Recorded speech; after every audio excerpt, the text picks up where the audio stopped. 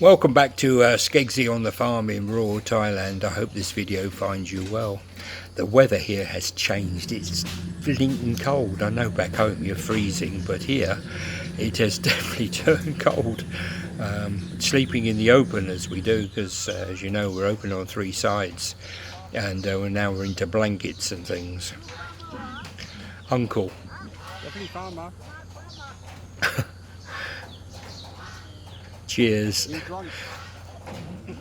Well, this is a big day for us because we've decided that even with the rain being around, we've decided to have our rice cut. That's our land right the way down to the bottom there. So it was a big decision when to do it, and the combine harvester, as I call it, it's a rice cutter really, was asked to come. This is the big machine. It's very clever the way it works. It obviously stores the rice inside, and then it just leaves the straw behind, much similar to a combine harvester. As you told you before in other videos, they don't drink until they actually give something to the land. I think that was in my last video I mentioned. So a drink for the driver. As I say, that's Uncle with the land next door, and it's a sort of big thing really, because a lot of the neighbours came, and obviously we're all there because it's a big day. We were one of the first people to put our rice seed in, and we're almost one of the first people to have it cut. This guy here, he's the big boss of the rice cutter. It costs £650 per rye. No, it's £650, 650 baht per rye. And we're not quite sure how many rye we have. I think on this particular land, which is what we purchased last year, we think this is about 7/8 rye. But as I say, it goes right the way down there to the trees in the distance. So a big day as he starts off cutting.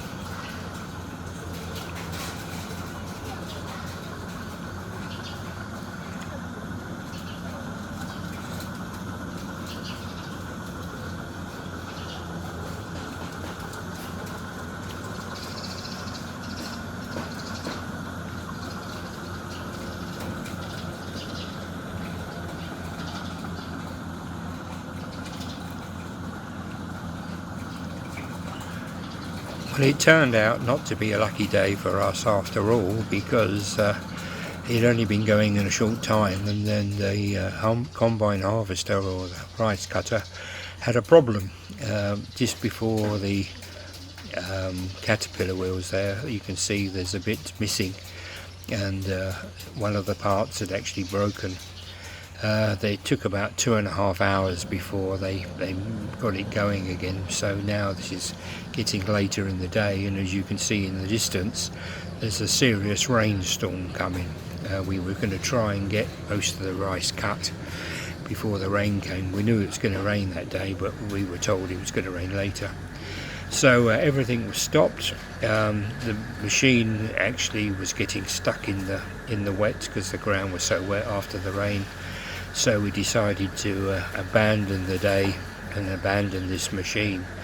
It was storing that rice inside it, and obviously the further it was going into the field, it was getting heavier and heavier, and it basically got stuck.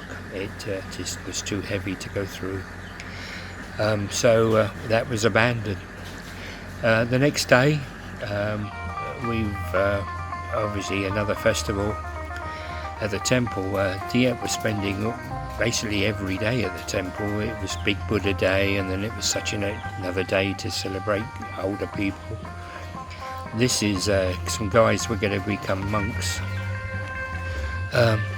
You've heard money doesn't grow on trees. Well, that's all 100 baht there in every one of those.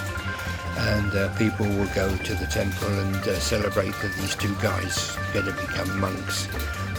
Because it was our village, and the next village on that a lot of people turned up to celebrate. So they have a procession, as you can see, and then there's the prayers, and the guys are up the top there, basically having the prayers, and all these people who are here to wish them good luck as they become a monk.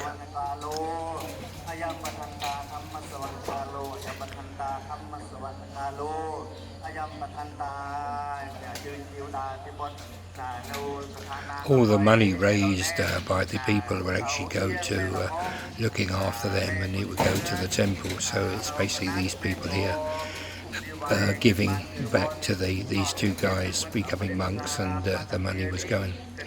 Sadly, two people died on the way to the celebration. They got knocked off their motorbike. Two men on the way to that celebration were hit by a car, so it was put a big damper on the day, and we went to the funeral. We seem to be going to a lot of funerals this year. A lot of people in our village have passed away. The two guys were from our village, and we spent, Diep spent 2 days at this particular funeral. I think they were burned the next day, or they were cremated the next day. But again, a lot of people went to the funeral, and it did put a sort of sad ending to the day when these guys were celebrating becoming monks. It was bad. And then the coffin's there in the distance. Anyway, we went back to doing our rice. This is a much smaller rice machine. This works completely different. You can see that the rice is actually stored in sacks on the side. You will see when it pulls away again, there's a guy sitting there. So it's not quite so heavy as it goes along, because the rice is actually not stored on the machine. But here, this is Chai and our tractor. You can see it's stuck in the mud, and the rice machine had to come and pull him out.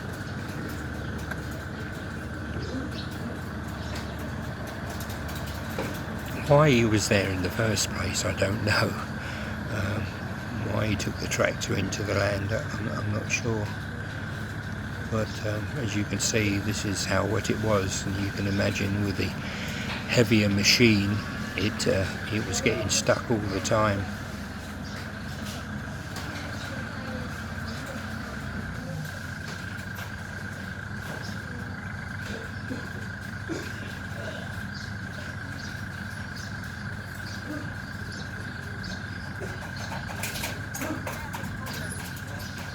This is Andy's land, but they've already, at the time I'm taking this video, the other half of our land, which you saw with the start of it, has already been done.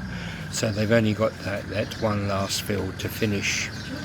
We ended up with quite a few sacks. You probably saw the first truck with the loose rice that went off and was taken to the factory. And we ended up with quite a few of the sacks of rice. In total, with all the rice, we ended up with just over £1,000 worth of value of rice, English pounds that is. So between the two lots, it worked out at 18 rye we had, and with the two fields, and it worked out at just over £1,000 worth of rice. It probably cost probably about £300 to hire the machines. So we ended up with probably about £700 profit over the two fields, over the 18 rye. Is that good value?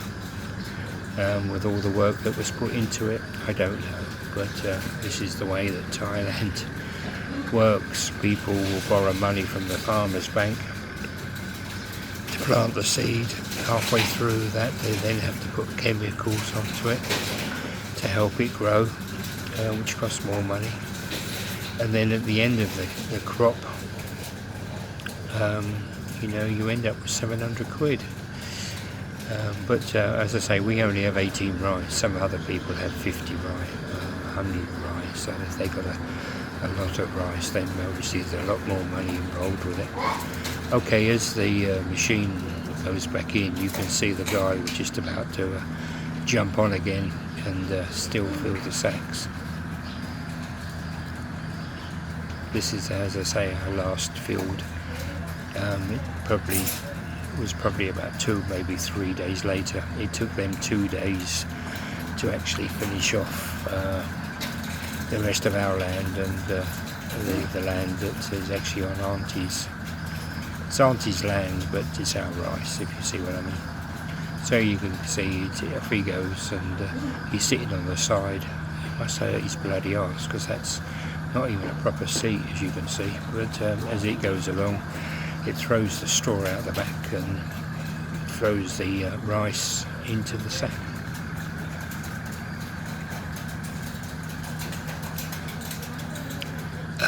You may remember in the last video we had that last bit of rice which was left. It was meant to go into the machine. It was free rice that came with the soil that we got on the bottom of land when we planted or gave some extra soil to put our grass in. It obviously had rice seed still in it, so all this rice here was extra to us. And this is the old-fashioned way. Before machines would come, they would go and cut the rice, put it into bundles, and then basically thrash it out themselves. And Uncle next door is showing you how the old people used to originally do it. That's Chai's mum there. She came and saw me while I was in hospital, and she's been staying with us. And we said that if she helped sort out the rice, then she could take some of the rice home with her. She ended up with 3 large bags of rice, and that was Linda who was helping, and we gave her 2 bags of rice as well. Full bags, you can see that. So we got quite a lot for free, which was good. Anyway, that's been what's been happening over mid-November. It's been cold, it's been wet, but we've finally got our rice in, which was good. So people, I hope you enjoyed this video. Another part of life here on the farm. So this has been Skeggsy on the farm in Rural Thailand. I'll catch you again soon, people. Bye bye.